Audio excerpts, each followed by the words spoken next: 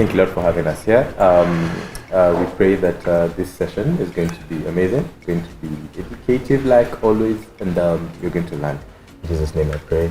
Amen, amen, amen. Thank you so much everyone who's joined in. I can see a lot of people have already dropped the fire emoji. Derek Nakuona, Mwidega Ndongo is also in here.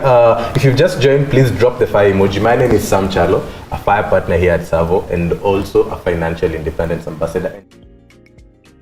About the things we do for money, just like that, the things we do for money, yeah. And I'm joined by a very, very amazing person who will go to introduce herself later on. But if you've just joined, please let me know where you're watching from and drop the fire emoji. I can see you, Tom. Let's get a few more people to join in. And if you're watching on your TV, please take your phone and go to YouTube, fungua keyboard warriors, yeah. Bilha, I can see you. Thank you so much, Bilha. Where are you watching from this very, very nice evening? Alafu in January na wapeleka aje, yeah. We are on the 90 something day of January, yeah, and we hope it's taking you really, really nice. Personally here I'm fasting. Sio rahisi, wacha nisiwadanganye. It's not easy, but anyway, we move forward regardless, yeah. So but before I get to go on and introduce the person that I'm with here today, I'd like you to watch a video.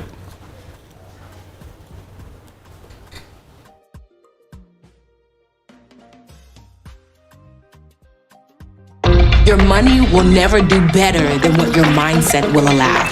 Maybe your budget is out of whack. This year, we're gonna try something hopefully fun. You'll win a year of financial and investing coaching from yours truly. We are here to help people save, earn more, invest. The way that we manage our money influences every aspect of our lives, and yet no one ever formally teaches it to us. I'm Lindsay. I've been living paycheck to paycheck. I'm trying to break out of this cycle. I thought football was the only way to make money and make a lot of it. I ended up getting released. My world came crashing down. That made me take a step back and open my eyes up to my money. We are earning a lot for the first time. We're also spending a lot. You're spending $1,200. Your money will never do better than what your mindset will allow. Maybe your budget is out of whack. This year, we're gonna try something hopefully fun. You'll win a year of financial and investing coaching from yours truly. We are here to help people save, earn more, invest. The way that we manage our money influences every aspect of our lives, and yet no one ever formally teaches it to us. I'm Lindsay. I've been living paycheck to paycheck. I'm trying to break out of this cycle. I thought football was the only way to make money and make a lot of it. I ended up getting released. My world came crashing down. That made me take a step back and open my eyes up to my money. We are earning a lot for the first time. We're also spending a lot. You're spending $1,200 a month on groceries. That is banquet level spending. I'm living the fear that if my heart were to break down, I don't know how we would buy another one. How much did you splurge on? Couple chains, couple earrings, a couple watches. 60. Right now, if you would have put $60,000 into the S&P 500, would be $112,000. Spending less is the quick and easy solution, but there's a limit to how much you can frugal down. There's no limit to how much you can make. I'm getting a raise at work. You're getting on the other side of, I like to call it post-traumatic broke syndrome. Sis, you know I've been there. That is exactly what I'm feeling. I feel like the definition of money has shifted. The money is to help create the life that you really desire, and that is your reward for taking care of it. It doesn't feel like this is something that's insurmountable anymore. I'm ready to do this work. I'm ready to get to the point of financial wholeness.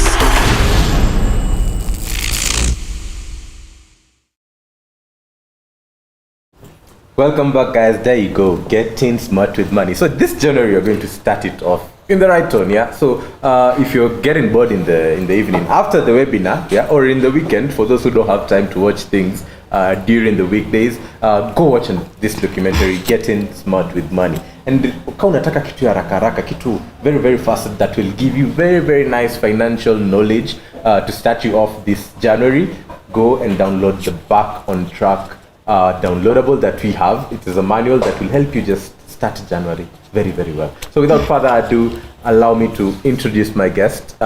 Today I'm joined here by Sheila. She's a fire partner. Today she'd be going atakuwa natupa story yake ya pesa and how she got to hustle. Trust you me, iko story hapa mzuri sana. You'll really enjoy it. So sit back, relax, and for those who've just joined, my name is Sam Chalo, fire partner. Drop the fire emoji. Let me know where you're watching from. Thank you, Ezekiel, Salome, also Kelvin, Mashari, and Faith for watching. Drop the fire emoji and let me know where you're watching from. But now allow me to ask Sheila to introduce herself. Thank you, Sam. Hello everyone, my name is Sheila Chebet. I'm a fire partner here at Savo. I'm also an investment consultant.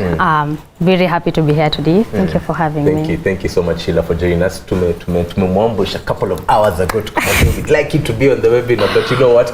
Everybody's story is inspiring and you get to learn something from today's story and conversation that you're going to be having with Sheila. So thank you so much, Sheila, for joining. And the conversation we're going to be talking about is the things we do for money. And you see, we never talk about the hustle and bustle of money that we all go through, and we assume that mtu akifika mahali alifika tu in some way, and that's what you're going to be talking about today.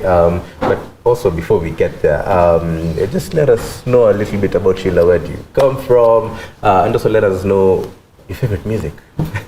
Oh, okay. Umesema ni tupe CV uko nje. Yeah, tupe CV. So yeah, again, I'm Sheila. Fire partner. I've been working here at Savo for 2 years now. Investment consultant, as I said. Yeah. I come from Eldoret. Watoma target. Sitaki kusema serikali ni yetu.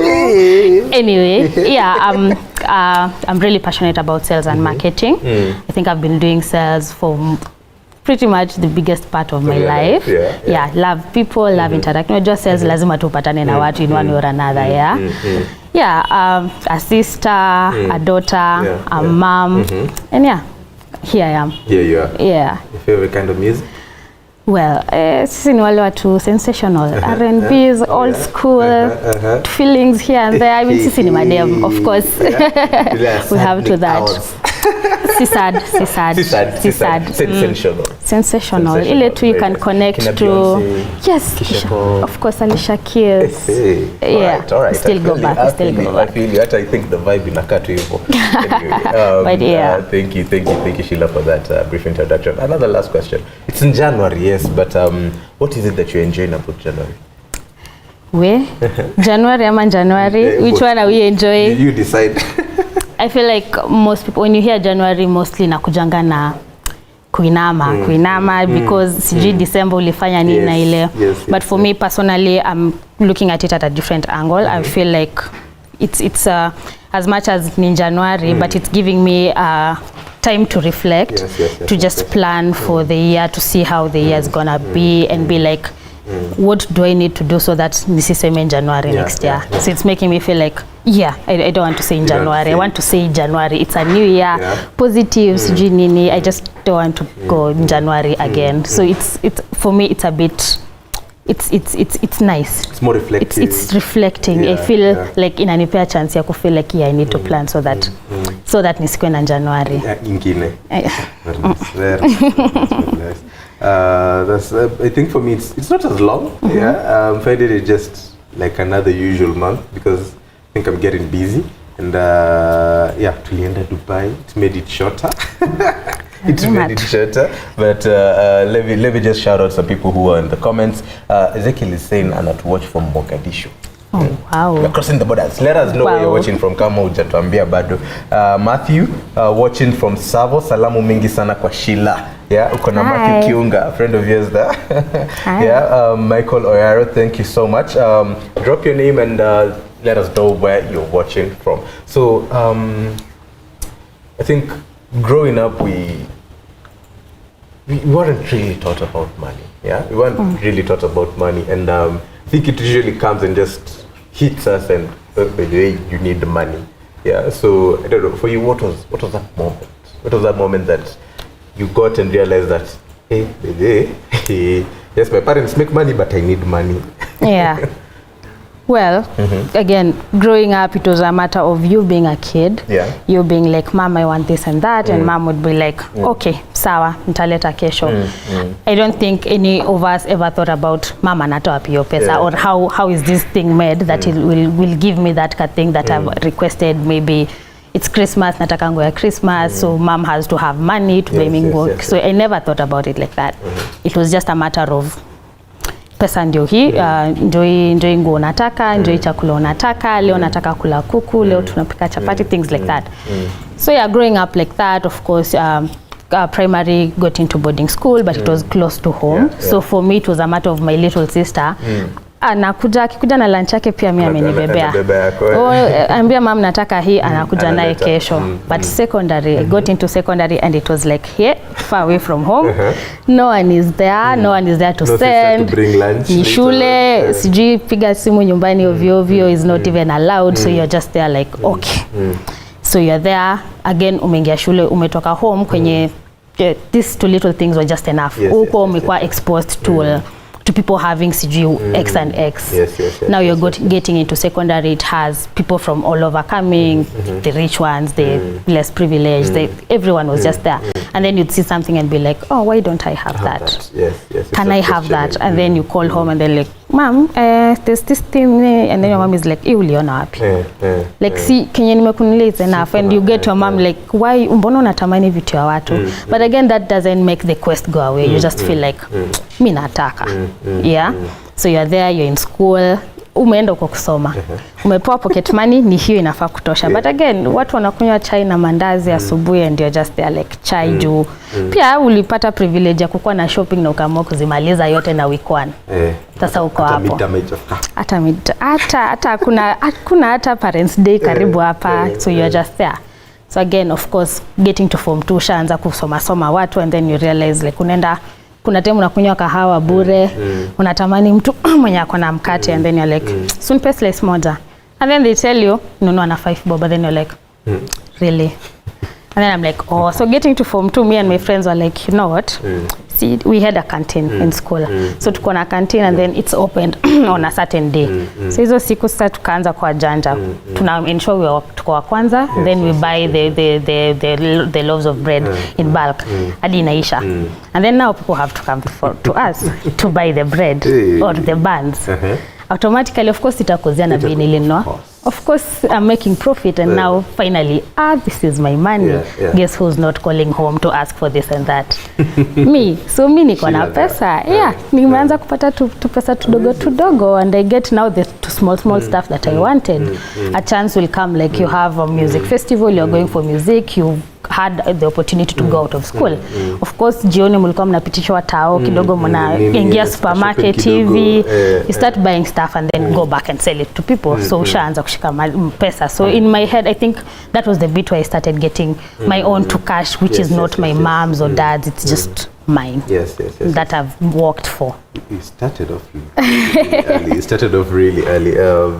For me, I think I'd say almost around the same time, but luckily for us, the canteen wasn't there. Excuse me. They tried to bring it, but the parents said, "You're disparate." I don't know. I'm sneezing.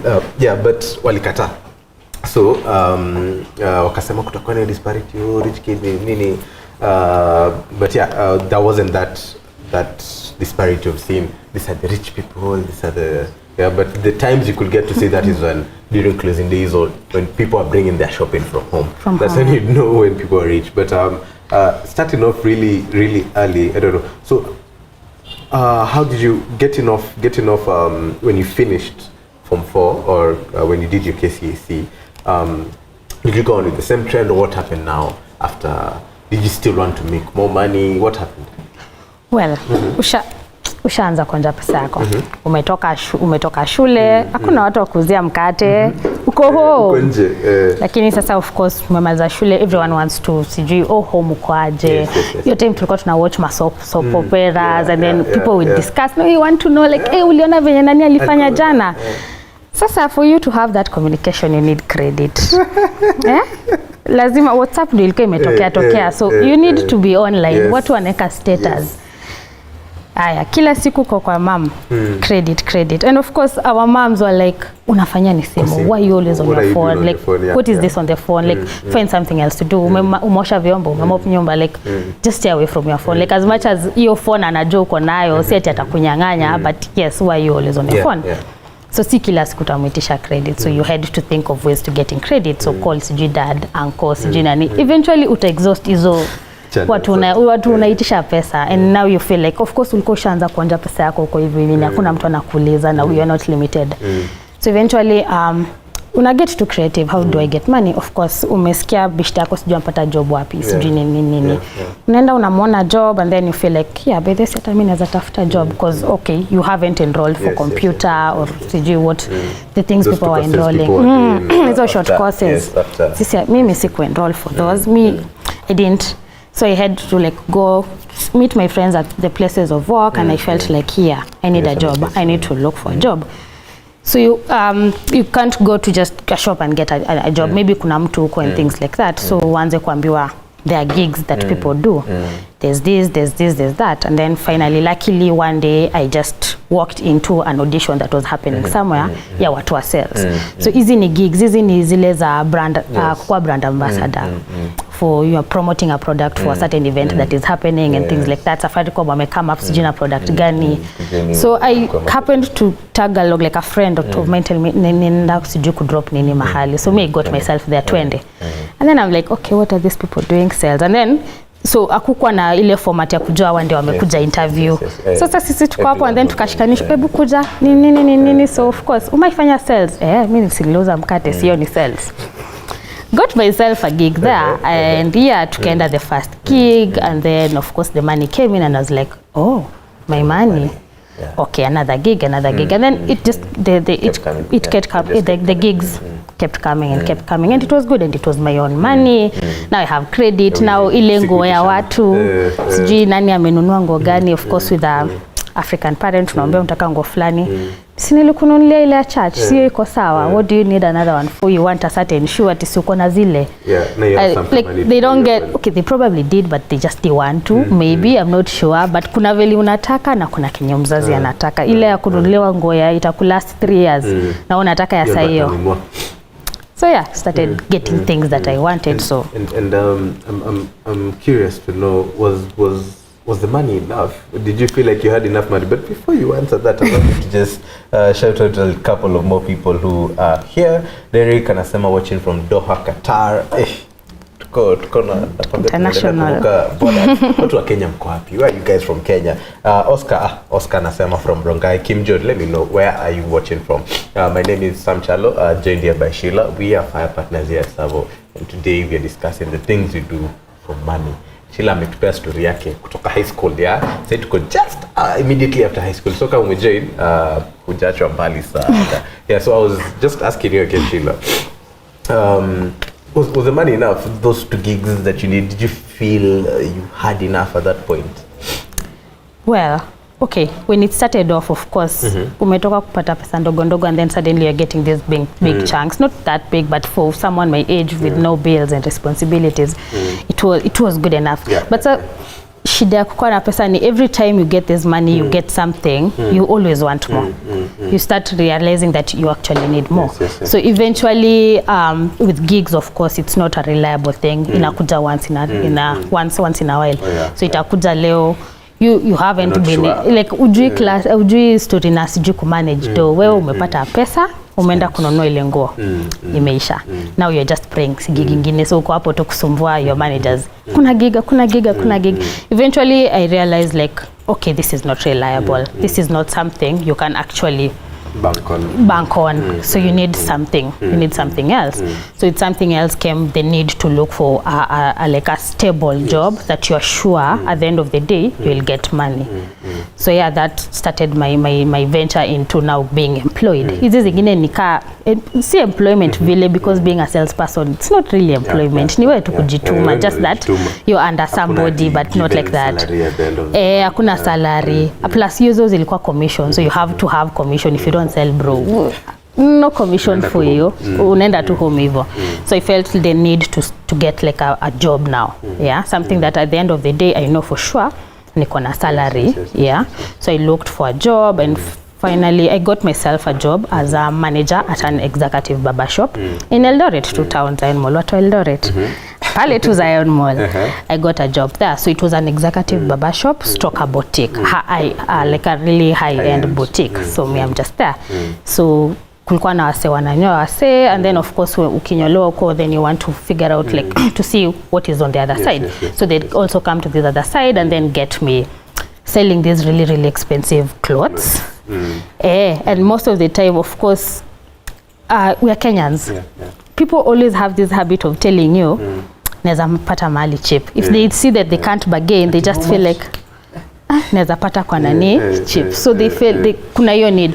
So most of the time with selling expensive or high-end clothes, most people end up like walking out because they just tell zile stories za narudi acha niende nakuja saizi. Hold up, you're saying very expensive. How expensive are these clothes? Well, okay. For financially independent person, it's expensive. It's expensive. It depends. Yeah, it depends. So it get like I'd be selling like a suit for like almost 30 G's. Me mwenyewe saizo hata I'm like 30 for a suit. Where even kumbe ukionanga watu wamevaa suit huku nje kwa jokes. You're selling like trousers at 5k for 500 and they just like people come in and they feel like they can get a cheaper thing somewhere. Sasa umeamua kunianika. No, it's good to know because the things you did for Well, my first employed job nilikuwa na earn 6k.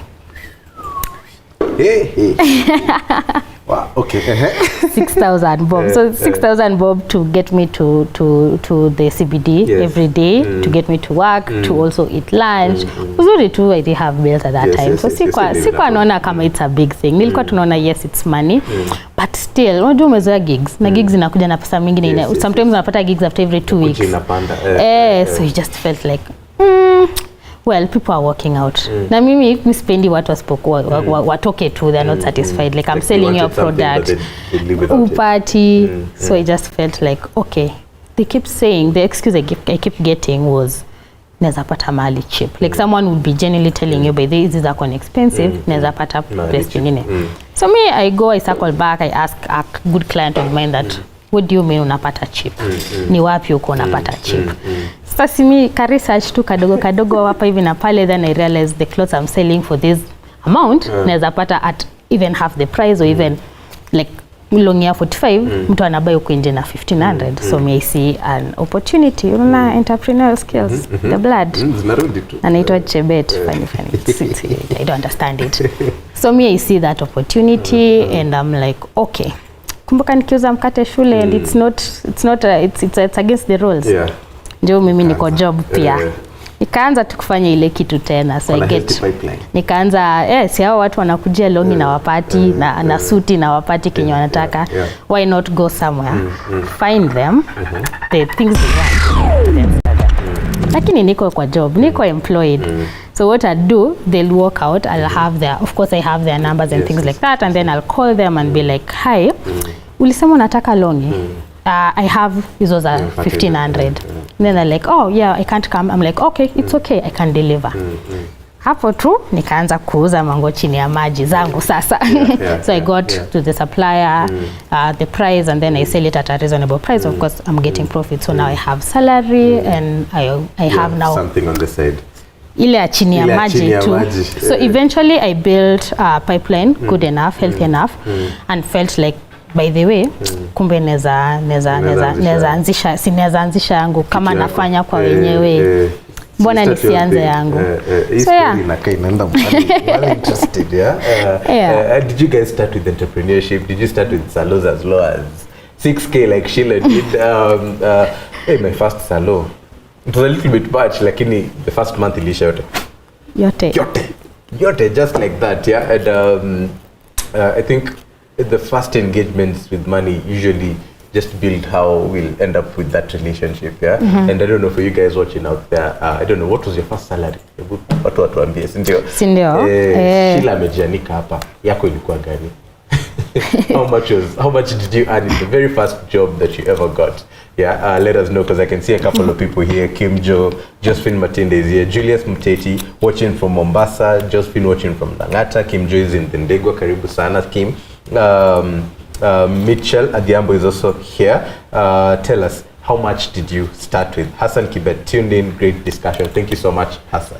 So, tunangoja mtuambie how much you guys earn with the very first in your very first salaries. Keep your keyboards on, because we have quite a number of other questions for you guys, as Sheila tells us. Sasa ameona anaweza anza something for herself. Yeah, amekuwa akiuza nguo za 6,000 na salary ni 6,000. Yeah. Salary ni 6,000. So say akabwa let us start by yourself. So you got a healthy pipeline, you have a source of where you can get your stock from. So you started your own thing, Ama? How did that go? Yeah, I did. Una imagine umemaliza tu shule, almost 2 years later you own your own shop. So kwa tunakaleka. Yes, achievement. Mimi, my story is different. Me, I have a shop. Utaniambia I'm my own boss. So yeah, started my own biz. Ikaanza kupick up. Okay, it was slow, of course. Umeanza na kastoka kadogo. You can't satisfy everyone's needs. But bado tu niko na ile tamaa ya kusatisfy people. So I'd come to Nairobi, get stock from here. Na mkia Gikomba, have you been to Gikomba yourself? Yes. Nimeenda huko. Go to Gikomba. Lazima hizo kamera hizo unatafutanga.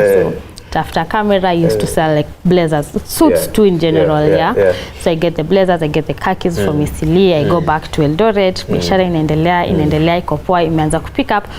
So one thing about now being self-employed, so inafikanga to point unaanza to feel too good. Sitaki kusema pride. Unaanza kufeel poa, unajisahau tena because you're still young, you don't know these things. Unaona tu bado ni mdogo, so nimepata pesa. Pata pesa, I'm just using it vibaya. So hapo CJ learned that okay, I have a shop, yes, but this shop needs to grow, it needs to restock itself, it needs to pay its own rent. Mimi tu napata pesa ya siku inaingia shwi yote. Nataka KFC. Ndio hiyo. Hata stock haifikiriwi sasa hiyo until customer atataka kitu na sina. Then I feel like ningenunua. But okay, utapata next time, and then now you have to go look for some money. So this time you had a physical shop? I had a physical shop. Yes. Well, looking back, I think maybe hata ningejaribu kwanza like kando before I get a shop, because a shop means rent, and that was just a whole other thing, So that happened. That was around I think 2020, and then now COVID happened. COVID did that thing for everybody, I guess. But I was part of the people who walitwangwa na COVID. Kiboko. I think COVID really taught a lot of people lessons. And as you get into your story, Nanapa Derek anasema, yes, alone ni mob. After high school, I was employed as a PTA teacher earning 3K. Okay. 3K. You cannot feel better when you can console yourself.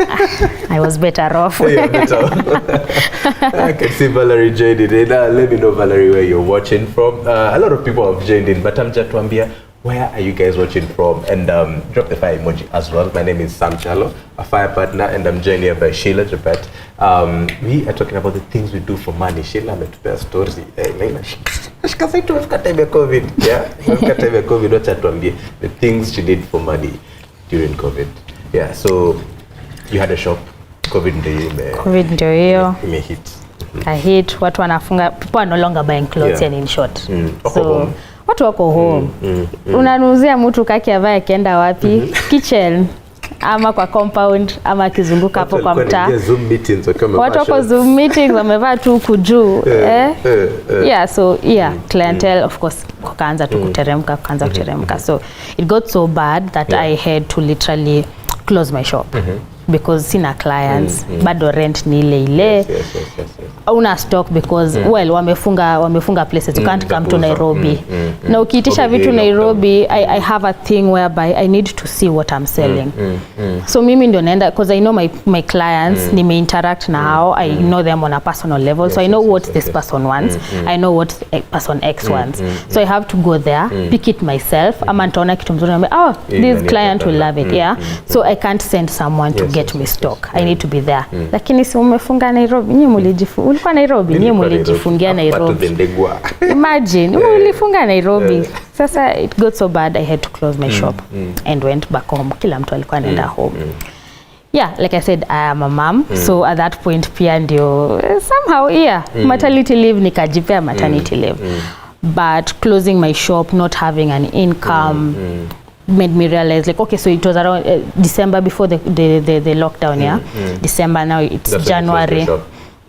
Hapo ndio sasa vitu ilikuwa imeanza kwa mbaya, but kwa mbaya sana, bado shop ilikuwa, but I wasn't going to the shop as often. I wasn't getting stock, so January comes, and then the realization of a baby is coming. You need money, you need income, you need things that will help the baby.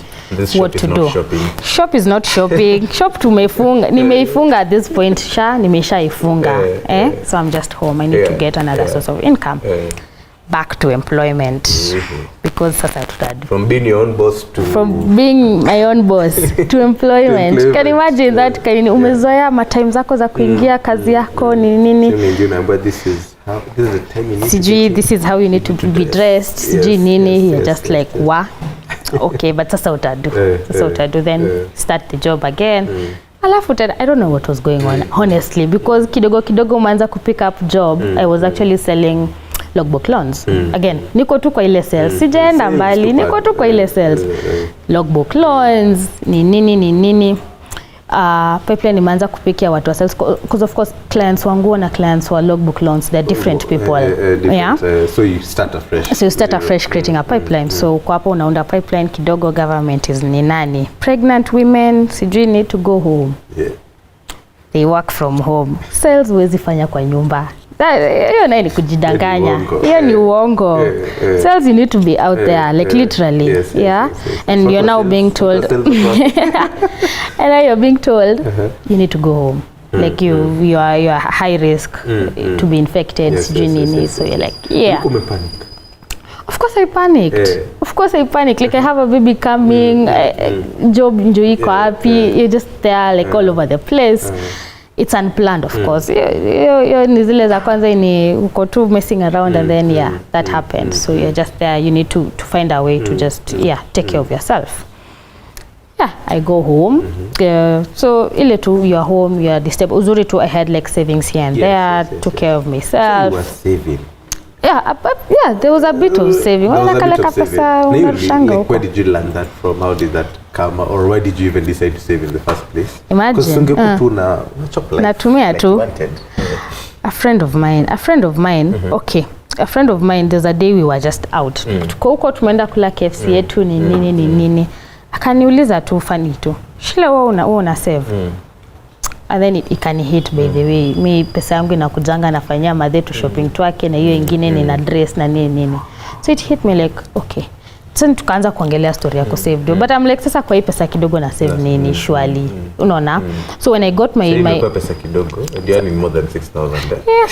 Apparently. But sasa 6K ukifanyia madhe shopping na ubaki na yako, na ununue kale ka whatever you wanted, it's done. You just unaenda tu na masiku venye unaenda. So a friend of mine told me, Sheila, una save? And then I was like, mimi nalipa rent ya shop. Na nini stock na save why am I saving? Then they're like, apana, you need to save. So I think hapo ndo nikaanzanga. So I sat down with someone, my partner at that point, that we started talking about saving. So tukaanza kufanya like zile calculations of this amount plus amount X that comes in today. This will go to restocking, this will go to this, and then this is your personal savings, like jilipe. So mimi form ya kujilipa ilikuwa kujitreat. But then kuna ile kujilipa ya taking care of tomorrow for yourself. So which is the real kujilipa? Which is the real kujilipa. Juu sahi utaspend, alafu what about tomorrow? I think that thing haikuwa imeni hit at that point. And but na ndio iliniokoa. Like you see, these things just happen for a reason. Ndio ilikuja ikaniokoa, so I used my savings. Used all of it, of course.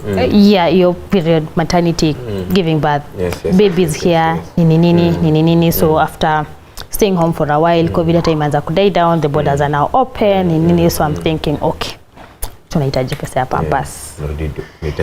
Tunahitaji pesa.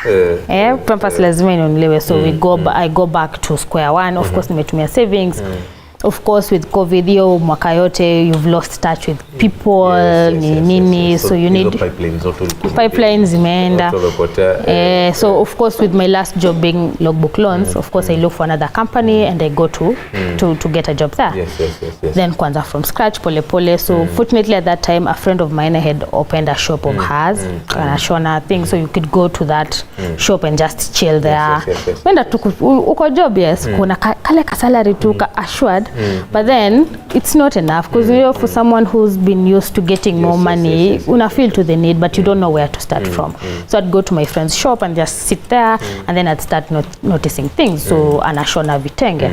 So akishona vitenge, people come in and nini wanapima kitenge. Of course they have their partners. Ni sherehe. If you have a sherehe, your partner has to be dressing something. Huyu akiva kitenge, huyu lazima avae kaki. Like there's no other way. Bede kitenge na kaki. Hivi tu, so lazima tu. So I get an idea. Si nirudi tu kuuza kaki. Nianze kuuzia watu hapo kwa hiyo shop. Like when they come with their partners, unaambia pia kuna hizi khakis that they can blend really well with their kitenges, something like that. So I started doing that for a while, but you seem to have a thing for noticing people's needs. You as in, I don't know, I think it's a good eye. Can I say a good eye or something? I'm always looking for loopholes mahali. Nikiona tu kuna need I just satisfy here. Definitely I hope on it. That's a good business person speaking. So that so this happened. is now after COVID. This is after COVID. And did you ever get back into employment? Oh yeah. I got back into employment. So with that after COVID era, doing that, selling khakis again, looking for other better opportunities. Pipeline eka die down again, then started another business of selling pieces like neck pieces, bracelets and things like that. Eventually again that one ikalala pia. Now you're back to okay, what do I do? So of course with moving, you now had a shop for the necklaces, bangles. How did you sell them? I just like after tuko watu wa kitenge, after the men had decided to go for another big wig in Eldoret town. Wamama pia si wanavalishwa. Sasa si mimi Karele watu wanavaa kitenge. Where is the neck piece? Where is the rings? Where are those things that women do? So I venture into that as well. Nikaanza tu kuzia hapo tu kwa hiyo shop. Like my friend has really helped me. Like hapo tu kwa hiyo shop. Tumeuza. Of course tumeuzia mpaka business go down. Now you have to move around in people's shops looking for places. Now moving in these shops, utapata lunch hours, people are there, or either when they go office, you realize people in the office structure don't have time to go for lunch and things like that. So now you are going to the office to sell jewelry? Jewelry, with my khakis as well. But hizo tu zilikuwa tu hapo na mimi tu, kuna mali imeenda. Ati utaki hii, niko na hii. Utaki hiyo ndio hii ingine. Jack of all trades. Pampers, kutafuta Pampers ni rahisi. So we do that and then nika realize there's another need, of course. Watu kwa ofisi. So you'd go to offices, unapata watu wanaletewa fruit salad. Wanakula. Hiyo si lunch. Hiyo si lunch. So ikifika lunch time, ukifika kwa ofisi lunch time, unapata watu wa yuko. Either unasikia wameenda lunch wote, ama sasa kuna wengine tu wako hapo. Then I felt like instead of these people leaving their work, waende watafutane na lunch huko nje, siniwalete. Siniwalete, and I have a thing for cooking. Sheila, wewe na pesa unajua kuitafuta. And you have quite a number of people here listening to your story. You have Florence watching from Bangi, CAR, I think that's Central African Republic. Wow. Festus, kutoka Ngara, Nairobi.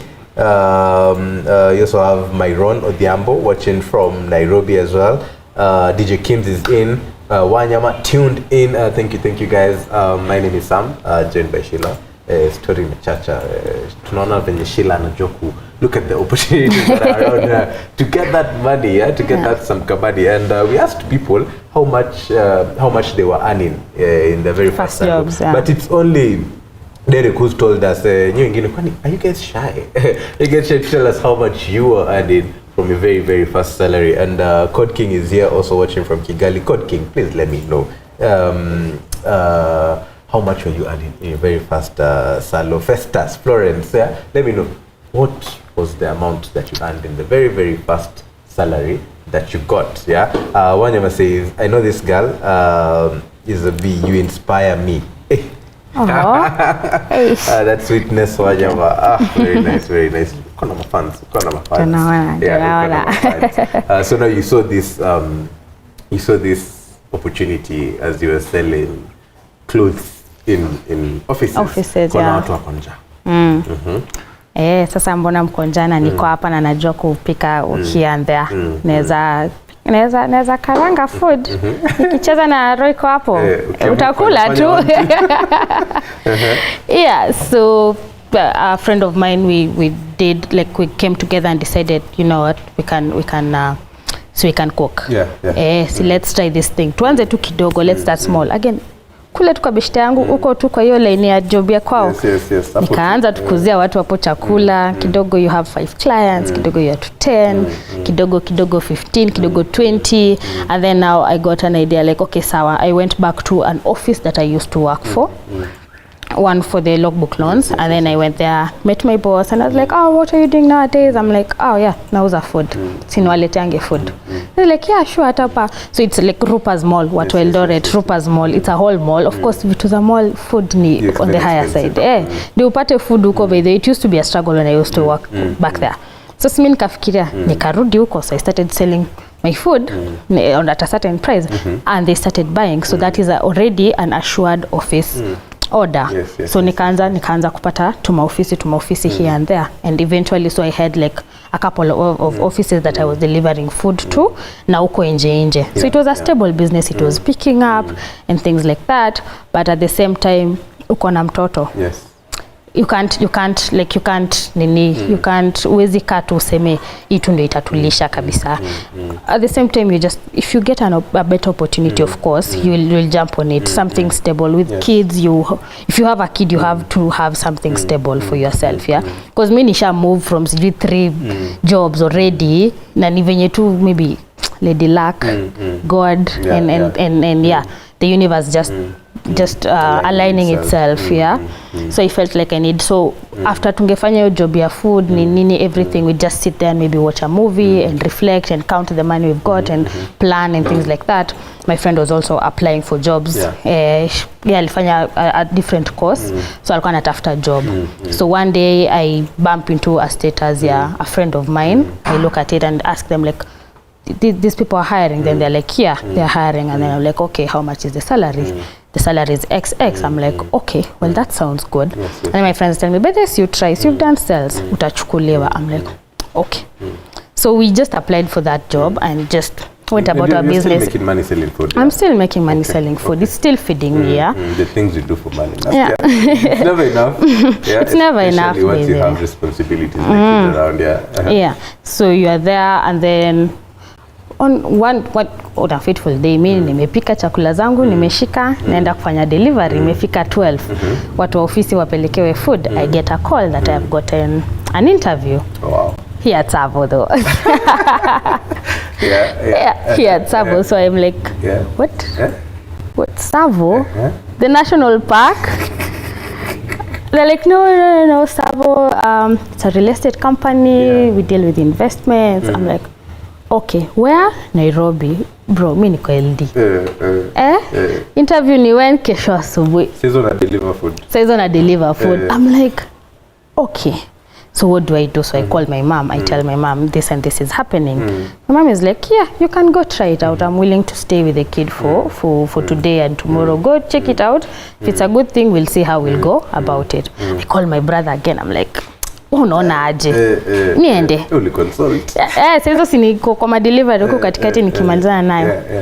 Nikakaa tu hivi and I was like, by the way, it's worth a shot. Like it's something that can sustain me, and of course it's Nairobi, big opportunity. Yes. Like ukika, there's a thing about staying in one place for too long, you just so you have to like expand. If you go to another place, at least get another experience, grow and things like that. Alafu it's closer to Gikomba na Isili.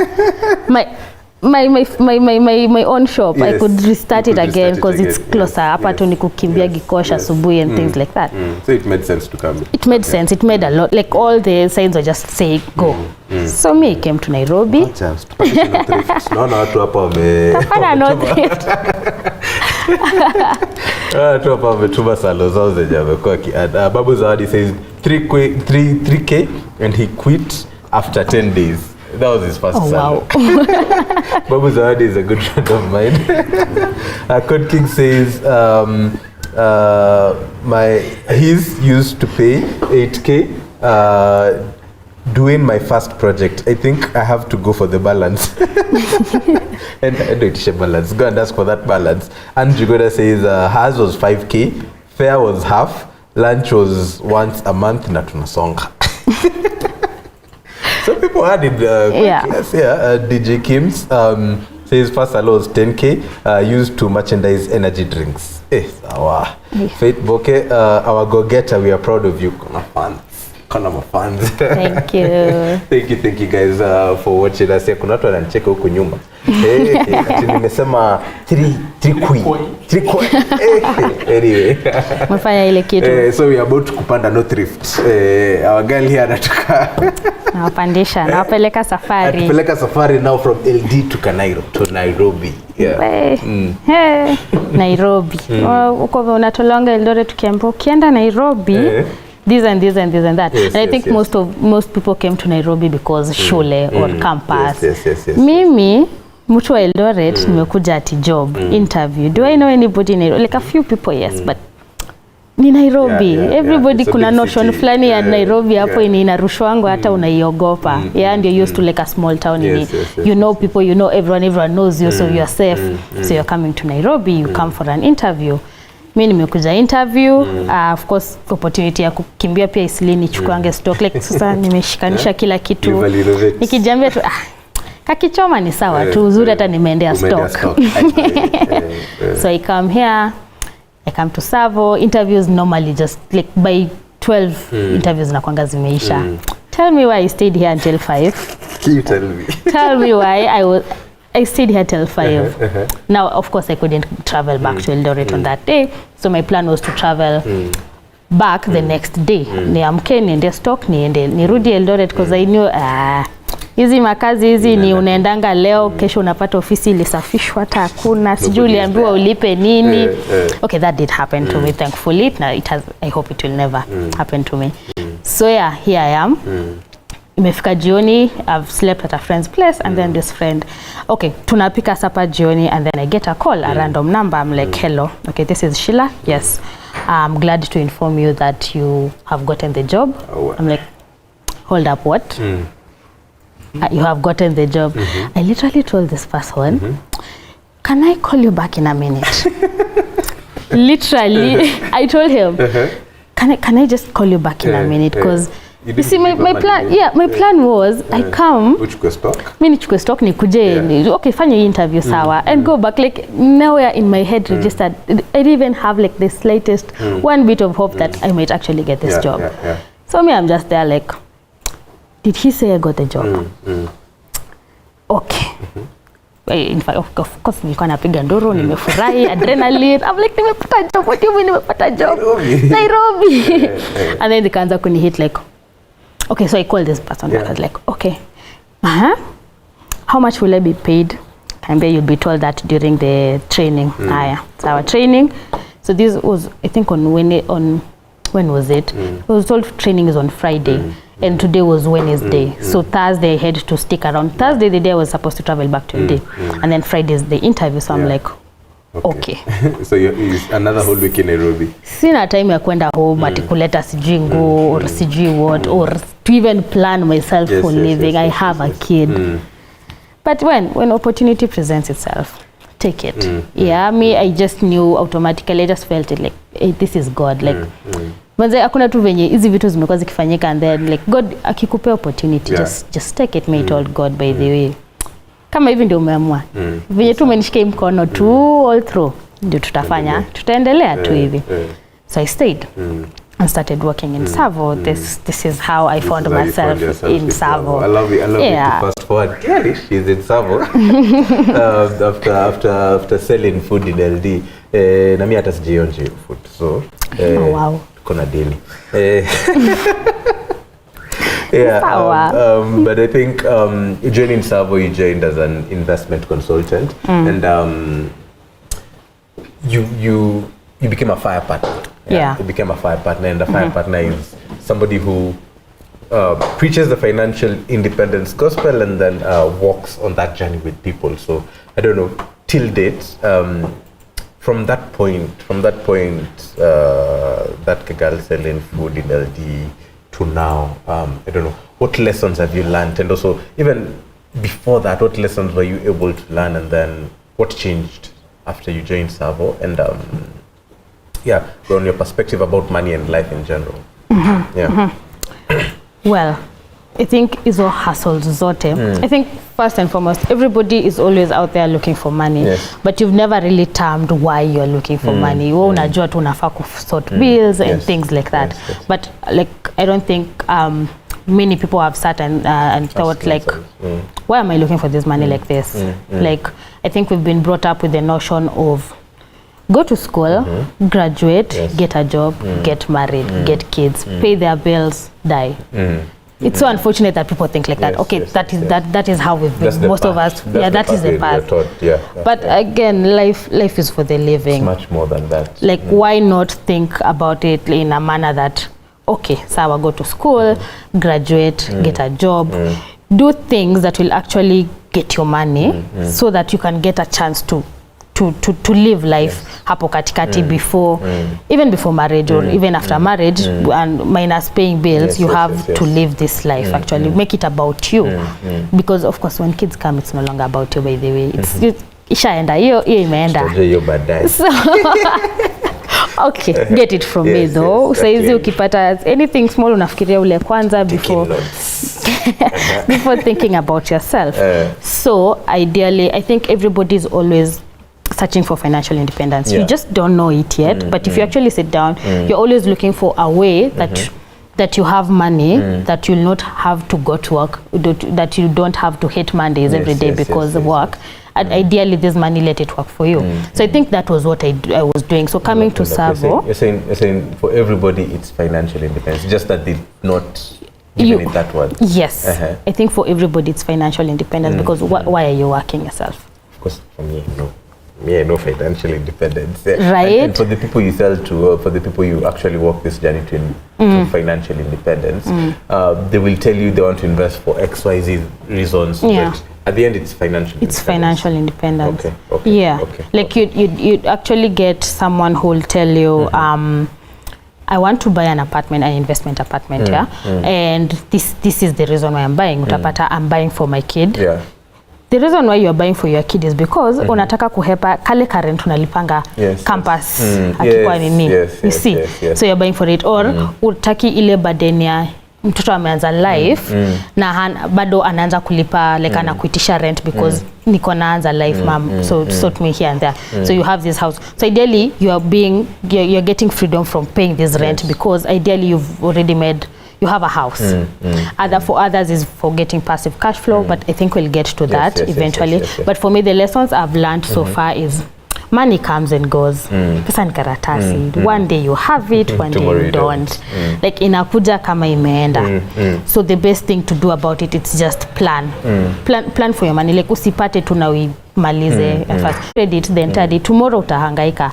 So why don't you think about wacha ni buy ya leo 20 bob, kesho ni buy 20 bob, ile siku nyingine ni buy ya 10 bob. At least umejipush for 3 days. For a couple of days.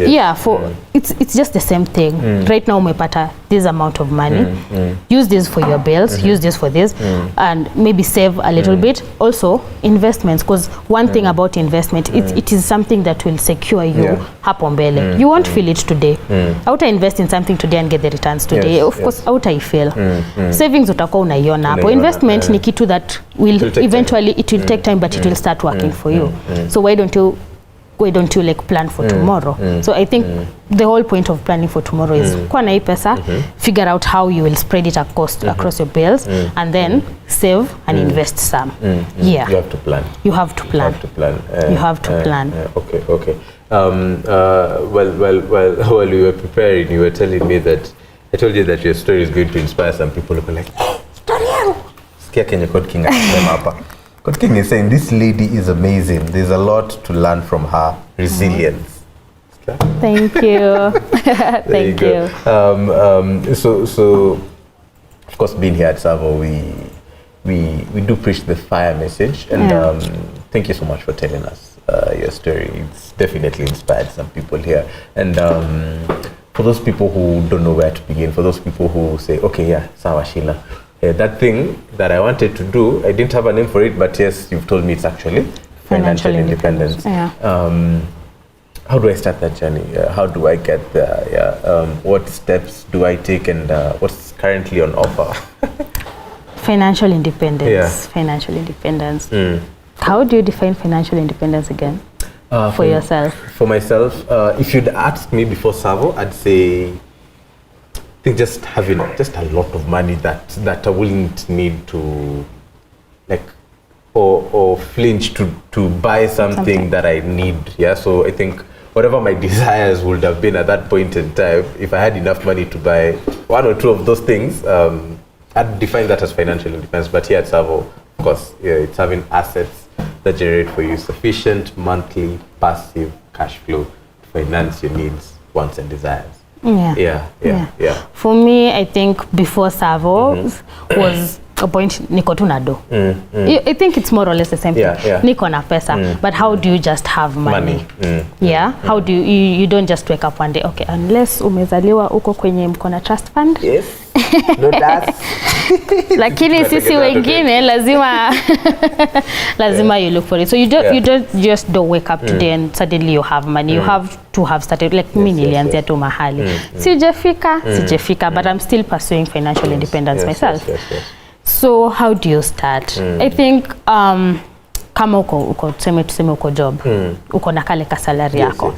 Have you planned for it? Ama wewe umesema unalipa rent, upige sherehe, especially as youths. Sasa ukipata pesa tu mingi, kitu ya kwanza unafanya ni nini? Ukilipa rent, ukituma za home, za macho sijui here and there.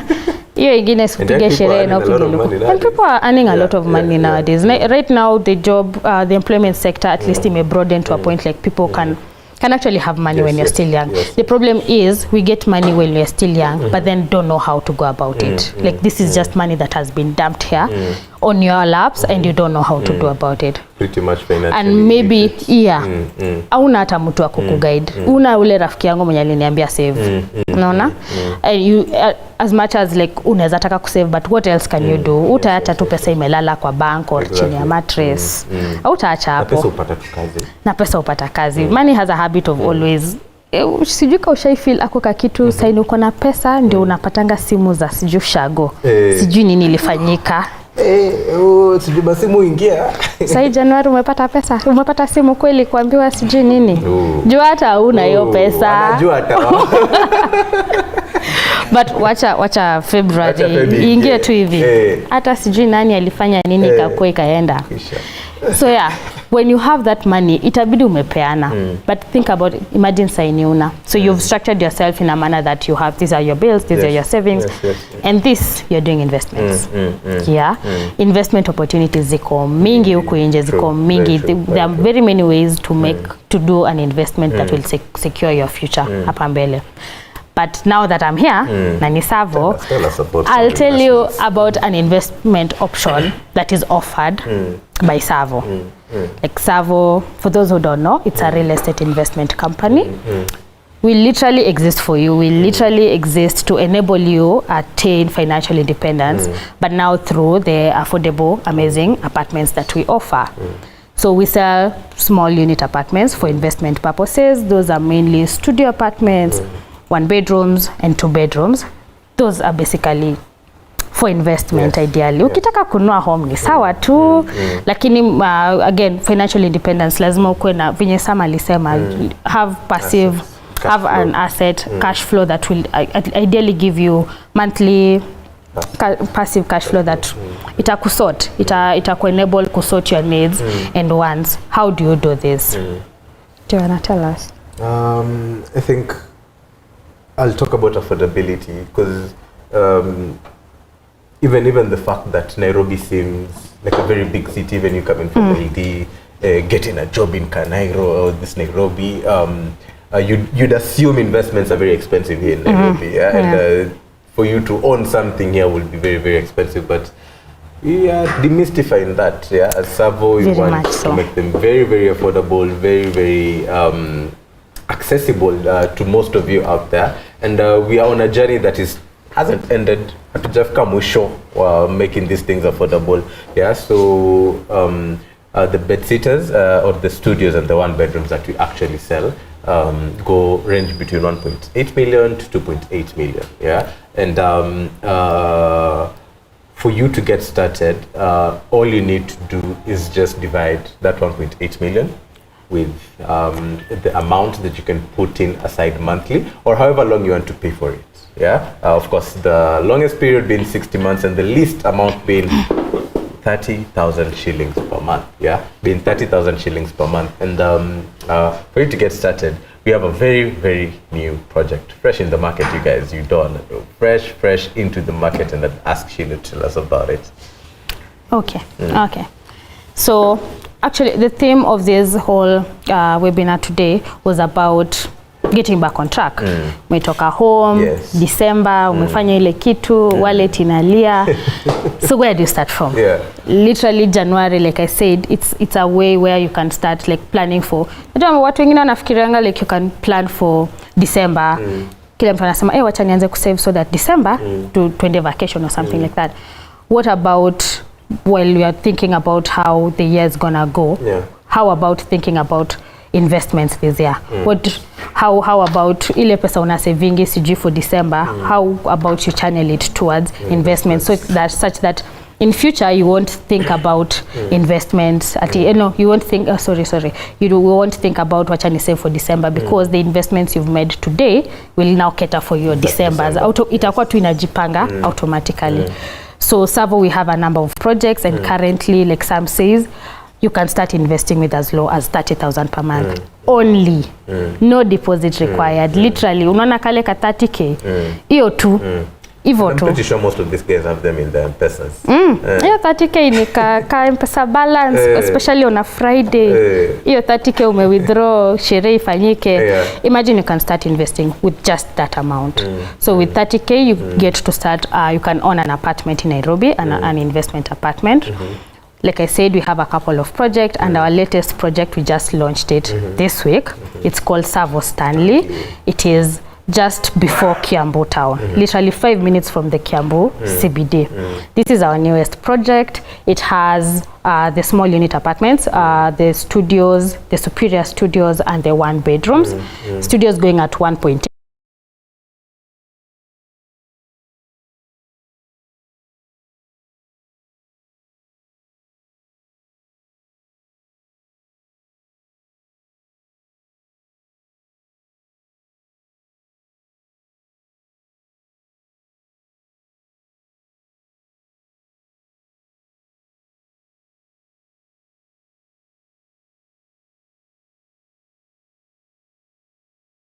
We have the main lines are somewhere hapa chini.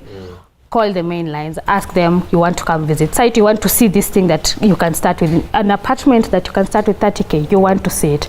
Come, meet us. Tunapenda ku-interact. We can take you to our sites, go see where it is, and then at least start your investment journey this year. Acha hii mwaka ikue nilifanya my first investment. Exactly. And now that you know Sheila, the conversation won't be harder. You know her a little bit better. It's now for you, for her to get to know you and enable you start that journey to financial independence. And we're going to send Sheila's number and also a link. If you follow that link, you're going to connect you with Sheila, and she will walk with you on this journey to financial independence. Even if you download the Back on Track today, we'll connect you with Sheila as well, and going to be right in the comment section, and also her phone number. But before that, I'd like to read a few fun facts. Yeah, a few fun facts about money. A few fun facts about money. Yeah, so only 8% of the world's currency is in cash. Oh wow! Only 8% of the world's currency is in cash. So hizo zingine ziko wapi? So all these are just digits in banks and all. Yeah. Yeah. Very, very interesting. How much of your money is in cash? I'd like to know. Yeah. Only 8% of the world's money is in cash. And then another one, the piggy bank. Yeah. The piggy bank. Ile tulikuwa tunaweka tukiwa watoto, tunaweka kwa kamkebe. Yeah. Or what was it called? This Coop Bank product for kids. Jumbo Junior. Oh, Jumbo Junior. Yeah. It dates back to the Middle Ages. It's that old, eh? So people began investing kitambo. So mbona hujaanza? Why have they not begun? It's not too late though. It's not too late to start. Yeah. And one really, Maroho, this interesting fact is rats, panya. Ate $2.1 billion, yeah, of Pablo Escobar's loose change. God, did you say loose change? Loose change. That was loose change. Loose change. Eaten by rats. Rats ate $2.1 billion of Pablo Escobar's loose change. That is really, really interesting. How much is your loose change? My loose change, yeah. Una lose. I don't have anything. Happy birthday to you. Happy birthday, dear Sam. Happy birthday to you. Thank you so much, guys. Thank you. Oh wow. Hey, yeah, it was my birthday. Thank you so much, guys, for the surprise. Kuna watu behind the scenes more. Hey, nikona keki hapa. You guys. He thought he could only surprise you with the 30K investment. Anyway. Thank you so much, guys. I feel touched. I feel loved. Sensational. Hey, sensational. Thank you so much. But I think allow us to end it from there. Babu Zawadi says happy birthday. Thank you so much, guys. Code King, David, Josephine, Bilha, Terry, Faith, DJ Kims, and everyone else who's engaged us tonight. We are really, really happy that you did, and we hope Sheila's story inspired you. And join us next week for another yet educative webinar. Sheila's numbers have been sent, and also her email. Please get in touch with her. Not that you know her. Uko na mali ya kumwanzishia. Unamwambia hata mimi ni mtu Eldoret, mimi muuza kaki. Just start from wherever it is, yeah. And if you love food, mwambie I also want food. Yeah. And I'd also want to ask her to give us a parting shot and as we close today. All right. Well, tulikuwa tuna surprise Sam. Alidhani atatushtua na 30K investment. Hata si tumemshtua. I'm surprised mumenicharaza hapo leo. Happy birthday. Happy birthday. Thank you. More life. Be blessed. Thank you so much. Well, that was it for me. It was nice being here today, telling you my story. Yani sasa utapatana mimi uko nje uanze kuniambia vile kwa nalipwa 6K. Anyway, ni sawa tu. Can't wait to meet you. Can't wait to book site visits with you. Kuja hata mimi mniambie. Mimi nitawauliza by the way. Si mmekataa kujibu leo. Yeah, but it was nice. I hope as you are planning for this year yourselves, now that it's January, I hope as you are planning, you are thinking investments. And of course, think investment and think about Savo, because this for sure is the place for you. It is a guaranteed place for investments and passive cash flow. We are really passionate about this, and we hope that we'll bring you guys on board with us as we all soldier on to that journey of financial independence. Tukifika huko, itakuwa poa sana. Have a blessed week. Yeah, it was nice meeting you. Bye-bye, guys. Bye. See you on the next one. Asanteni.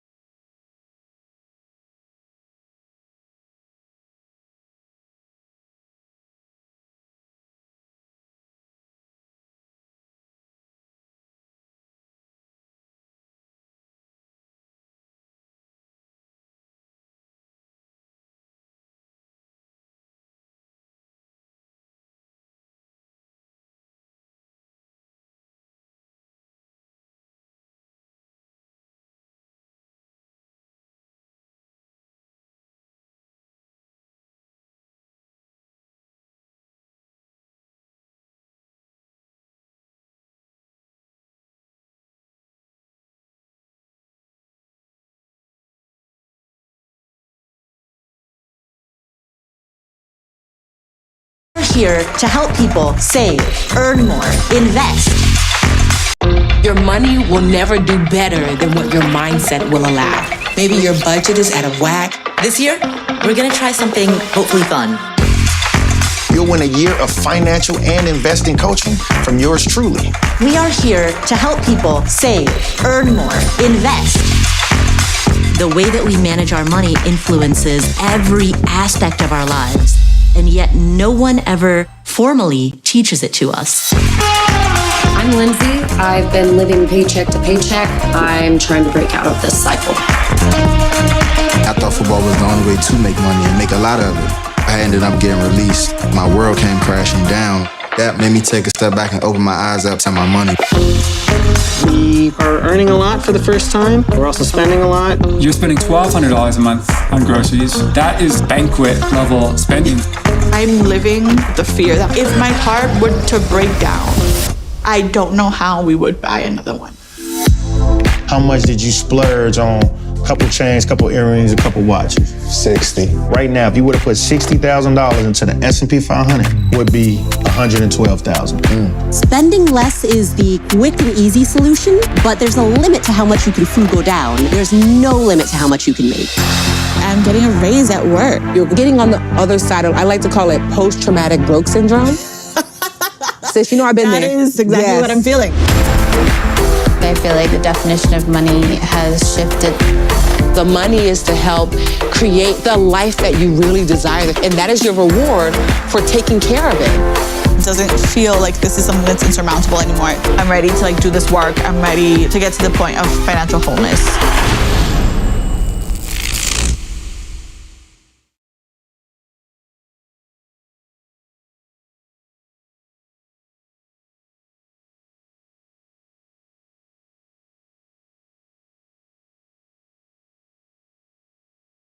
Owning your first apartment in Nairobi has never been easier. It's simple. With zero deposit and 0% interest rate, you can pay as little as 30,000 per month for up to 5 years. Just divide the price by the number of months you want to pay. Visit www.savo.ke to learn more.